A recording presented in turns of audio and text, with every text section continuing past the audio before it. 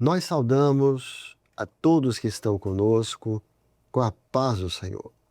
Estamos dando início a mais um Família, um projeto de Deus.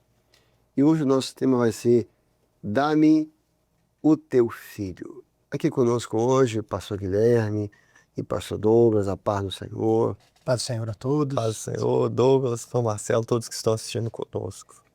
Nós vamos então pedir ao pastor Douglas que possa ler o texto e dar o contexto do texto que vai ser lido.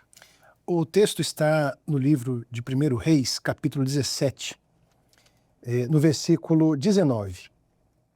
E ele lhe disse: dá-me o teu filho. E ele o tomou em seu regaço e o levou para cima ao quarto onde ele mesmo habitava e o deitou em sua cama.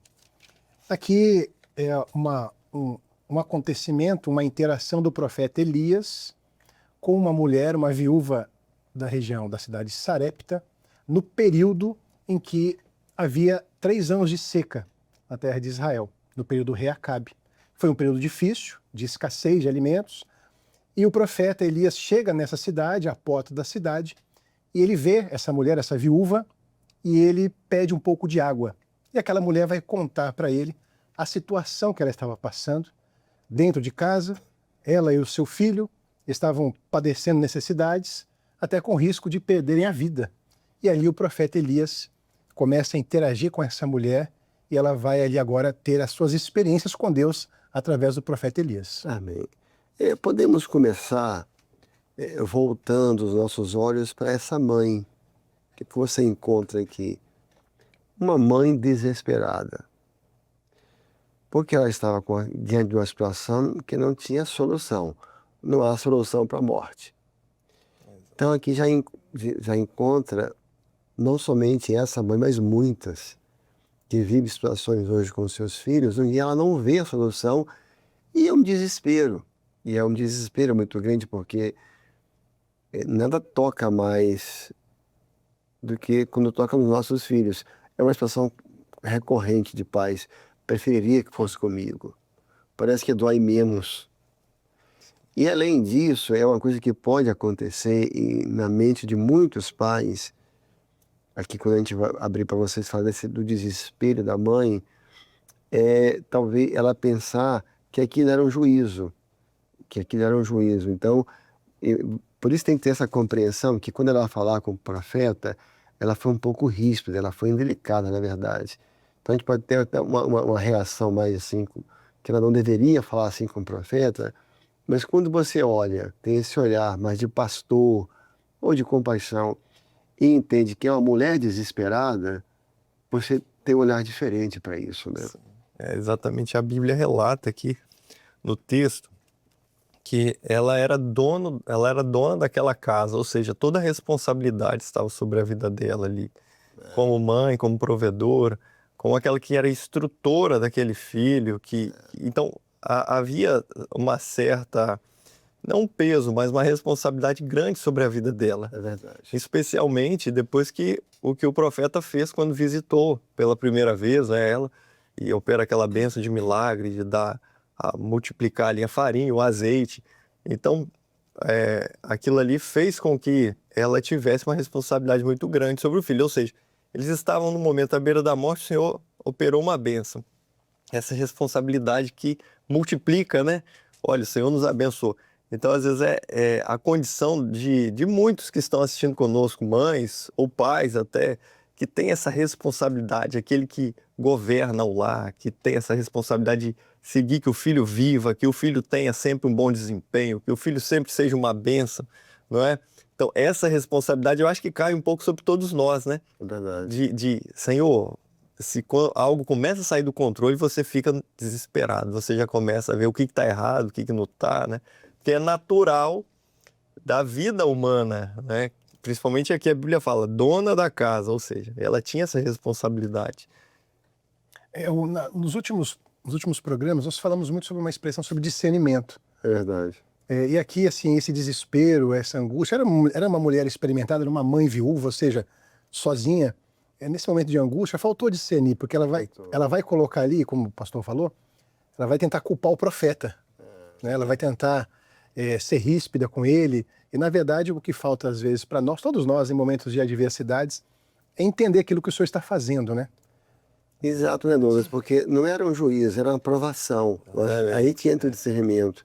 Isso, porque diante de um juízo que pode acontecer, às vezes um juízo no sentido assim, a gente tem uma decisão mal tomada e aquilo tem uma consequência. E a aprovação vem do Senhor. Acho que, primeiro vamos ver aqui a origem. Acho que vamos parar nesse ponto aqui. Então o que é um juízo? É uma consequência de uma decisão mal tomada, que vai trazer um juízo, ou seja, vai trazer uma consequência. Então partiu de você. A aprovação não parte de você, parte do Senhor. Ele é soberano, você não escolhe, inclusive. Quem dera pudesse escolher, né?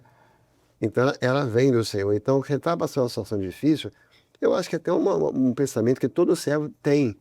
Isso aqui é um juízo? Ou isso aqui é uma aprovação? Por que é importante discernir, como o Douglas falou? Porque dependendo do que for, o comportamento é completamente diferente. Porque diante do juízo cabe arrependimento, cabe fazer conserto. Aprovação cabe fidelidade. E você entender o que o Senhor quer te ensinar naquela aprovação. Você sendo fiel e entendendo o que o Senhor quer, porque em toda aprovação Deus tem um objetivo. Sendo alcançado o objetivo, a aprovação ela deixa de... É aprovado e encerra, né? Ela encerra. Ela encerra. Mas aqui, pegando essa ponta também do que o Douglas falou agora no final, quer dizer, ela vai tentar culpar o profeta. Ela não foi feliz, aqui faltou o discernimento. Ela atribuiu a morte do filho à presença do profeta na casa dela. Aqui foi um erro de leitura imenso. E vamos aqui agora para nós ver o profeta como a profecia. Você não pode, para nós hoje, querer culpar a profecia, ou querer culpar por seguir a profecia, ou, aplicando ao texto, querer culpar um fato ruim ou outro com seu filho, um caminho que ele pegou errado, um comportamento, ao fato de a profecia morar na sua casa, de ser uma casa dirigida pelo Senhor. Isso aqui me parece um engano que acontece.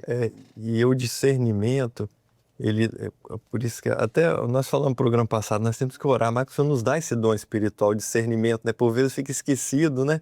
Mas é algo extraordinário, porque muda a direção muitas vezes que queremos tomar. Você ia tomar uma decisão, quando você discerne pelo Espírito, nossa, isso aqui eu ia entrar por um caminho totalmente equivocado. Então você muda o rumo e geralmente a mudança vai trazer bênção, vai trazer vitória, porque o Espírito Santo dá discernimento. Mas ela, aqui também, falando da profecia, né? Por vezes, nós não podemos interpretar isso ou discernir mal, porque a profecia ela vem para nos dar uma bênção, às vezes nós nos equivocamos, podemos tomar alguma medida errada, mas a profecia ela vem sempre para trazer, no final, uma vitória, uma bênção, uma aprovação. Então você discerniu, opa, peraí, a minha posição aqui é de continuar, de fidelidade, eu não vou tomar medidas como ela aqui, foi culpa sua, você estava aqui na nossa casa, não. A profecia sempre na nossa vida vai ser uma bênção. Você estar na profecia sempre vai ser uma bênção na sua vida, mesmo que você esteja enfrentando provas. Mas você está na profecia, vai ser uma bênção na sua vida. Até aquela palavra, né, sobre que o cérebro precisa ter memória. Muito bom. Não te esqueças de nenhum dos teus benefícios. Porque ele já tinha realizado um grande milagre na vida daquela mulher. Então, como que a presença dele iria trazer um prejuízo? Tudo que eu estou sofrendo é porque a sua presença está aqui na minha casa. Olha, ele já tinha multiplicado o azeite, já tinha multiplicado o pão, já tinha livrado eles da morte. Então, assim, às vezes nós incorremos nesse erro de esquecer daquilo que Deus já fez. Porque veja que interessante, eu acho que é um ensino para todos nós. Ela não transformou a dor dela em oração. Muito bom. Que é o que nós temos que fazer. Toda nossa dor, nós temos que transformar em oração. E você aprende muito isso no Getsemane. Posto em agonia, quanto mais posto em agonia, mais ele orava. a intensidade da oração dele é a intensidade da angústia. Quanto mais angustiado, mais adorável. A prova leva à oração, né? A prova te faz orar quando você está no Espírito, na comunhão. Verdade. Então, ela poderia, conhecendo o ministério de Elias, que era um ministério de sinais poderosíssimo, fosse profeta. O menino morreu, meu filho morreu. O senhor não pode ressuscitá-lo. O senhor não pode pedir ao Deus de Israel. Ela podia ter pedido para ele. Então, não, ela quis murmurar. Não sei se a palavra murmurar seria uma palavra muito forte, mas ela ficou queixosa, reclamando. Olha, bom, e ela fala a palavra memória, sabe por quê? Só que ela fala a palavra memória no sentido contrário. Você veio para minha casa para trazer juízo, para trazer a memória das minhas iniquidades, como que na mente dela, ela queria achar um culpado, os erros do passado dela. E não era isso, era uma prova que o Senhor permitiu para glorificar o nome deles. Amém. Para glorificar o nome dele. Então, quando nós passamos situações difíceis com nossos filhos, que é uma coisa que mexe muito com a gente não pode pegar esse caminho de querer duvidar, questionar a profecia. Questionar a profecia também tem o sentido de questionar as promessas. Aquilo que o Senhor falou que vai fazer, ou a direção que Ele deu para aquela escola, para aquilo. Não, se eu não estivesse na igreja, mas eu consultei o Senhor, quer dizer, a profecia está aqui, está acontecendo tudo isso, como se você consultar o Senhor significasse que nada vai dar errado. Não, quando você consulta o Senhor, é a garantia que Ele vai estar com você. Amém. Muito bom. Certo ou errado, com tempestade, sem tempestade, você tem a certeza, eu estou debaixo da palavra dEle. Muito bom. Não é verdade? E não que tudo vai dar certo, porque as adversidades é inerente à vida. Nós vamos estar num lugar um dia onde nada dá errado. Exatamente. Esse lugar está esperando pela gente. Mas tem que esperar um pouquinho ainda. Daqui a pouco, em breve, o Senhor vai voltar. Então, transformar a dor em oração. E, Douglas, isso é uma coisa muito importante, porque eu acho que cabe aqui uma reflexão para ela e para nós de gratidão. Porque a abordagem que foi feita, na verdade, ela estava reclamando com o profeta, mas se o profeta não estivesse na casa dela, a criança já teria morrido há muito tempo. Ela nem teria com quem conversar nesse momento. Nem teria esse caso. Ainda que o profeta naquele dia não tivesse ressuscitado a criança, ainda assim ela tinha ganho no lucro, porque ela tinha tido mais tempo com o filho. Não sei quanto tempo o profeta ficou lá, meses, 6 meses, um ano, eu não sei realmente. Mas aquele tempo não teria existido. Exatamente. Então, na verdade, ali, no lugar dela ser queixosa, questionar ou até murmurar, cabia até a gratidão. Por mais que você esteja passando por um momento difícil com os seus filhos, tenha gratidão.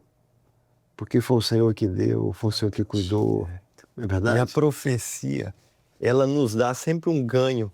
Amém. Porque a profecia que deu esse ganho até esse episódio aqui, onde o filho dela morre. A profecia lá do profeta foi, multiplicou, ó, se você fizer assim, assim, vai ter pão, não vai faltar. Então nós não podemos esquecer que hoje, às vezes, algum irmão, algum pai, mãe está passando por esse momento no seu lar. Mas lembra de uma coisa, se você está aqui hoje, é porque a profecia já te deu ganho. Ela já te trouxe ganho até hoje, não é?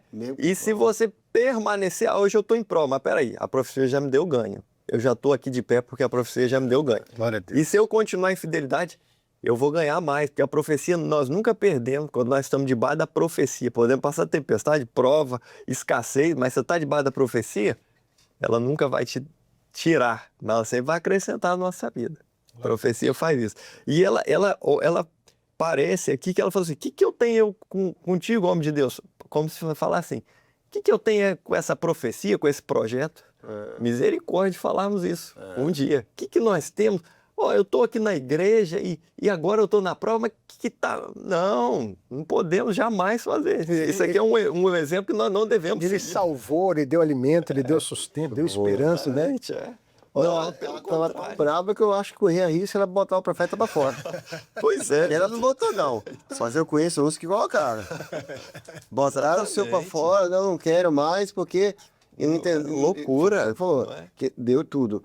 Mas eu acho que a gente podia falar agora, Douglas, aqui da paciência do homem de Deus, que é muito aqui a figura de Jesus, é o Deus que se fez homem. Que paciência, porque ele podia falar assim, olha, peraí, você está falando com um profeta. Bom, você sabe o que ele está falando?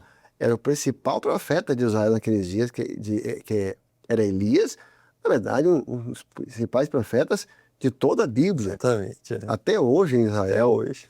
Então, pessoal, você sabe o que ele está falando? E olha que Isaías,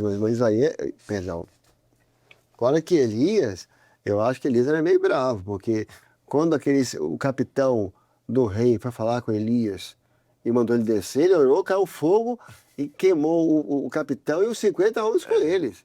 Depois veio o segundo capitão e orou de novo e falou assim, ó, desce, o rei está mandando descer. Ele ficou tão bravo, falou, Senhor, se eu sou homem de Deus, manda fogo. Queimou mais 50. Então, mas ali não. Ali ele vê a ovelha. Ali ele vê a mãe. Então, ele não levou para esse lado. Não que ele não tenha percebido a indelicadeza dela, a dureza dela. Mas esse, eu acho que é o olhar do Senhor para nós. Às vezes, como pai, ficamos desesperados, falamos umas coisinhas que não deveria, mas o Senhor é esse Deus. É o amor que excede todo entendimento. A paciência de Deus ela é diferente da nossa. Até a recomendação para os pastores, né, é na muita paciência, não é só paciência, é na muita paciência. Poxa, muito É bom. entender esses momentos de aflição, a dor de uma mãe. Era uma mãe viúva. A viúva em Israel era uma pessoa muito necessitada. O filho havia morrido. Então imagina a dor daquela mulher. Fico imaginando ali Elias vendo aquela situação e se comovendo, igual o pastor colocou, né? É lógico que não passou desapercebido, talvez uma rispidez, uma forma um pouco mais grosseira de falar, mas essa paciência, essa misericórdia do Senhor é a causa de não sermos consumidos. Imagina se o Senhor fosse considerar todas as vezes que nós agimos de uma forma um pouco fora do que era esperado, né? Mas nós percebemos, assim, que apesar da dificuldade, apesar de todas as palavras que ela proferiu, ele estava lá. Glória a Deus. O Senhor, ele está sempre ao nosso redor para nos auxiliar nesses dias difíceis, né? E olha só, ela era viúva, tinha esse filho. Então, a esperança dela, dela não ficar desprovida, era o filho, porque ela era viúva, tinha um filho. Então, havia uma expectativa. A segurança dela, diz assim, né? A minha expectativa é você, meu filho. E às vezes Deus nos prova nessas expectativas nossas. É verdade. A minha expectativa é isso aqui. Tem só uma chance, né? Não pode dar errado. E foi o Senhor que nos deu, às vezes, ó. Senhor, o Senhor me deu essa expectativa aqui. É essa expectativa. Muito e às bom. vezes Deus nos prova nisso, para mostrar que a expectativa não está naquela situação, mas está no provedor. Está no Senhor que está por trás de tudo isso, né? E quando é provado, é doloroso. Para ela foi que o Senhor que me deu essa expectativa, como é que agora o Senhor tira? Mas era uma prova. E Deus ia reverter. Então, às vezes essa expectativa pode nos mover de tal forma, Senhor, como é que nós vamos fazer? O Senhor que proveu, é a minha expectativa, é a provisão que o Senhor prometeu lá. Mas o Senhor, ele é fiel. Ele é fiel, ele não deixa desamparado. E aí chegamos a um ponto que o Senhor quer falar com todos nós, que é um ponto maravilhoso, que é quando o profeta fala assim, dai-me teu filho. Dai-me teu filho. Então ele o toma nos seus braços. Esse é o momento mais maravilhoso para os servos do Senhor. Quer dizer, você está com problema que for com o seu filho, é como o profeta quisesse ensinar para você, você deveria ter feito isso e não isso, né? Estava dando uma aula com muita classe, tá muito espiritual, né? Você está falando, isso aqui nem responde o negócio de, você está assumindo iniquidade, ele ele respondeu, ele já deu a voz, dá-me seu filho, você entrega seu filho. Então, cada mãe, cada pai, entrega a sua filha para o Senhor, porque tem assuntos que você não consegue resolver, questões que envolvem índoles, às vezes questões que, Senhor, dá, porque naquele momento, quando o Senhor tomar nos seus braços, quando o Senhor toma para ele o problema, Glória a Deus. aí a história vai começar a mudar. Glória a Deus. Glória a Deus. Glória a Jesus. Nós podemos, todos os dias, até aqui agora, nesse momento, viver esse momento de entrega, cada um tem o seu filho, que quando o Senhor pega nos seus braços, fala assim, o problema é meu. Glória a Jesus. E quando é dele, aí quando o Senhor entra, Glória a Deus. Glória a Jesus. Quando ele muda. E aí vai ter a outra ação dele, que é mais extraordinária ainda, que tem uma mensagem poderosíssima aqui. Que é quando ele pega a criança e coloca na cama dele. Então o que ele estava querendo dizer quando ele põe na cama dele? Que ele não ia se deitar, porque era onde ele dormia. E se ele botasse na cama de outros, isso não teria acontecido. Mas quando ele coloca na cama dele, o que ele estava dizendo àquela mãe? Olha, eu não vou me deitar, eu não vou descansar, enquanto isso não for resolvido. Glória a Jesus. Então, se a criança ficasse 2, 3 dias, ele fica 3 dias sem deitar. Então, isso é o que o Senhor faz quando nós entregamos a Ele os nossos filhos. Porque naquele dia que você foi na igreja consagrar o seu filho, você fez isso. Dá-me teu filho. Você entregou o seu filho ao Senhor. Glória a Jesus. E o Senhor Muito bom. tomou nos seus braços, na figura do pastor. Então, quando nós estamos passando por um problema, que a gente vai na madrugada, acordamos às 6 da manhã em casa, fazemos um jejum para entregar o nosso filho, olha, na hora que você sentir que o Senhor pegou para ele o problema, você pode ter certeza, o Senhor não vai descansar enquanto Glória a Jesus. não recuperar o seu filho, ainda que seja na última respiração dele, antes de partir. Maravilha. Glória a Jesus. E o leito, ali, fala do local de descanso, né? E, por vezes, a profecia que nos faz descansar. Você vai num culto sem esperança e o Senhor a profecia vem e você, glória a Jesus, estou descansando. Meu filho está descansando nessa profecia. Quantas irmãs, quantas mães, muitas vezes vão num culto de senhoras, num culto de oração ou em outros cultos, e a profecia vem, é o leito, que agora o Senhor, minha serva, eu estou cuidando daquela situação do teu filho, glória a Jesus. Está no leito, tá no leito do profeta, está nos braços do profeta. Agora, então nós temos que descansar nessa profecia, né? Porque imagina ele tomando o menino nos braços, indo para o quarto, que ficava no alto, e não retrucou ela, não falou nada. Imagina a expectativa dela. Falou, nossa vida, eu falei tanta coisa, e o Senhor pegou nos braços e foi... Qual é a expectativa que fica ali na mente de um pai, de uma mãe? Mas só de sabermos que os nossos filhos estão nos braços do Senhor, nós já podemos glorificar. Acho que ela já podia começar a glorificar ali. O profeta estava subindo com ele nos braços. Não, mas eu já estou glorificando. Porque eu sei que vai vir, vai voltar com vida, não é? Glória a Deus. Ele está subindo nos braços do profeta, mas eu já vou começar a glorificar agora aqui, né? Quantos que nós já podemos começar a glorificar aqui? Glória Do a seu Deus. lado, da sua casa, começa a glorificar. E até mesmo porque, ao entregar nos braços do profeta, ele vai para o quarto, fecha a porta, e a mãe talvez não esteja vendo os detalhes. Ou seja, a situação está difícil, mas você entregou o seu filho nas mãos do Senhor, ele está trabalhando. A forma com que o Senhor trata com o filho de uma família, o seu filho, o filho do seu irmão, são formas diferentes. Mas a verdade é que Deus está trabalhando. Glória a Jesus. É um Deus que não para de Glória a trabalhar. Jesus. O meu pai trabalha até agora, eu trabalho também. Muito. Há uma eternidade trabalhando em favor dos nossos filhos. O Douglas fez uma observação interessante. Observe que é um processo. A recuperação do filho. Porque o Senhor podia, numa palavra, levantar a criança. Exato. Jesus fez isso muitas vezes, né? Uma palavra. Levantava. Não. Você vê que tem um processo. A mãe entrega, ele pega. Quer dizer, ele não faz ali embaixo. Tem uma escada para ser subida. Ele é pro alto. Para uma mãe desesperada, cada degrau. Cada degrau. Exatamente. Entrou no quarto e agora botou na cama. Resolveu? Não. Deitou sobre a criança. Levantou. Resolveu? Não. Deitou a segunda vez. Não. A terceira vez. Então, é um processo que tem que acontecer. Não é tudo de uma vez só. Mas você tem degraus. Tem que tirar desse nível aqui e ir para algo mais alto. Que é o espiritual, né? São as coisas do alto.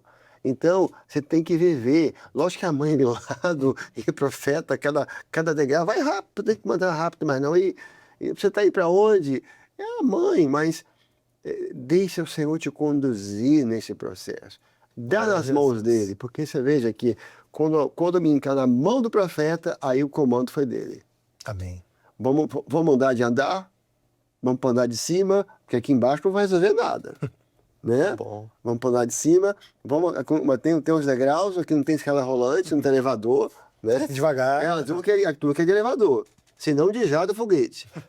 Não, vamos pegar um jejum, uma madrugada, uma palavra, um testemunho, um culto. Daqui a pouco você chega no alto. Né? Então, a gente entender isso.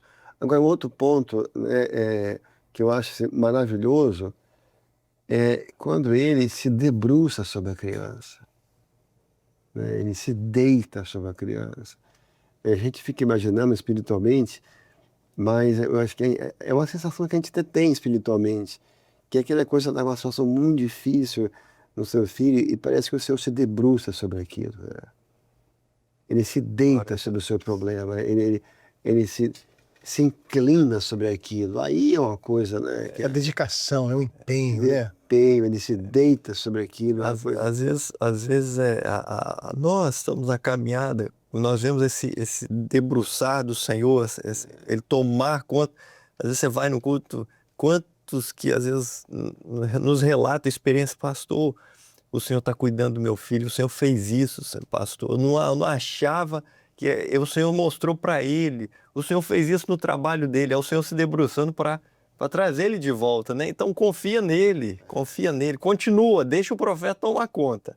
E daqui a pouco você vê, meu filho começou a vir para a igreja, pastor, eu nem chamei ele, hoje resolveu vir. É o Senhor que está debruçando sobre ele, está tomando conta, né? E nós estamos vendo esse processo. E como é maravilhoso quando nós conseguimos ver esse processo, o que Deus está fazendo na vida da nossa família, e nós só ficamos glorificando aqui. É claro, com a expectativa, nós queremos que ele volte logo, nós queremos que ele volte para a função dele logo, nós queremos que ele batiza logo, mas nós estamos vendo Deus agir, isso vai dando paz ao nosso coração, não é? Vai dando esperança que o Senhor está debruçado sobre aquela causa, aquela situação.